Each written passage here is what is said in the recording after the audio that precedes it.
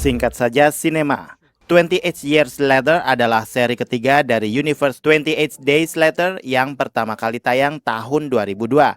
Film ini juga berjarak hampir 2 dekade dari 28 Weeks Later yang tayang 2007. Film ini menjadi heboh di zamannya dulu karena menampilkan adegan yang mengosongkan kota London.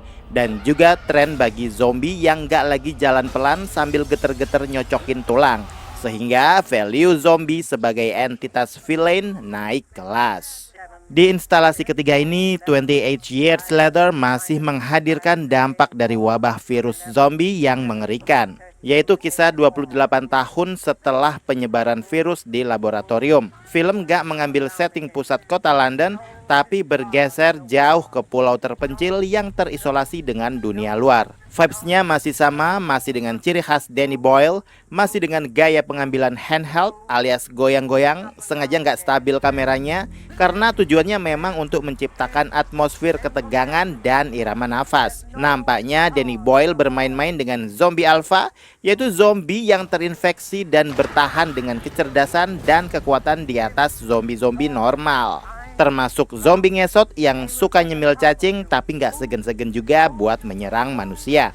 Film masih menyambung dengan film seri pertama, masih meneruskan kejadian yang terjadi di seri pertama, tapi menghadirkan karakter-karakter baru. Menampilkan karakter Spike, bocah 12 tahunan yang harus bertumbuh dan berkembang di antara pandemik dan kemunduran era, yang harus dipaksa menjadi dewasa dengan melakukan inisiasi membunuh zombie di wilayah daratan utama, tempat zombie dan segala jenis misteri yang belum terungkap berada, sebagai pembuktian bahwa anak tersebut sudah layak dianggap dewasa dan ikut bergabung di komunitas guna menjaga teritori agar tidak terinfeksi dari serangan luar. Awalnya saya mengira karakter Jamila yang bakal konsisten membawa cerita hingga akhir. Nampaknya justru kita sebagai penonton dipaksa untuk mengikuti pergolakan batin karakter Spike yang bakal membawa kita pada petualangan baru setelah dia dan ibunya memilih untuk memisahkan diri dari koloni. Nampaknya Danny Boyle bukan termasuk sutradara yang gila-gila gore, sehingga jangan berharap ada banyak banjir darah di film ini. Ya, adapun itu juga tuntutan cerita. Bersama Alex Garland, Danny Boyle sudah men-set up cerita setelah film ini dan dipastikan akan ada sequel 28 Years Later Part 2, The Bone Temple, dan juga Part 3. Danny Boyle menggunakan iPhone sebagai device untuk mengambil gambar film.